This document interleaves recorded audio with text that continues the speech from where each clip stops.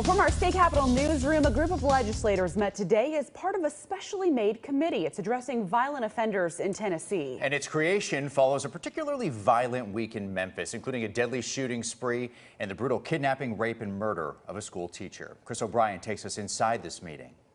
This, of course, as you know, was sparked by some other violent crime, particularly the abduction and murder of Eliza Fletcher. The Joint Ad-Hoc Committee to review the adequacy of the supervision, investigation, and release of criminal defendants met Wednesday. There was some new information revealed about Memphis murder suspect Cleotha Abston Henderson and how often he went in front of the disciplinary or D board for different infractions. Does every infraction go in front of the D board? I believe so, yes, sir. Okay. So in Mr. Henderson's case, and I believe he had 53, and would I be right to think that there was his case file ended up in front of the D board 53 times? Yes, sir.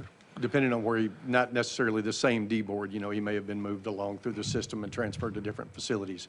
And out of those 53 times, I guess they could have had the possibility of taking every second of his good time away. It was, did he only get 100 and, how many days was taken from this man?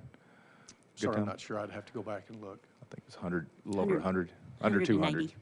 How much? 180. 180. As Farmer noted, Henderson had 53 infractions in prison, like several instances of possession of a deadly weapon.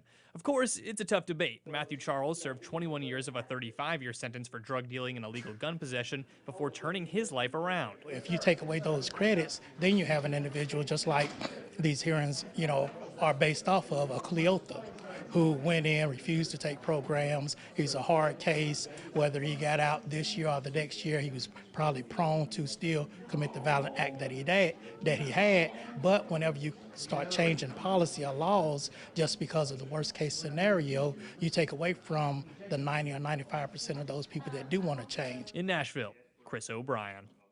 Now, there are 11 members on the committee. 10 attended this morning. House Majority Leader William Lamberth was the one missing. The Republican caucus press team told us he had a scheduling conflict, but does also look forward to being at the second and third meetings in the coming weeks.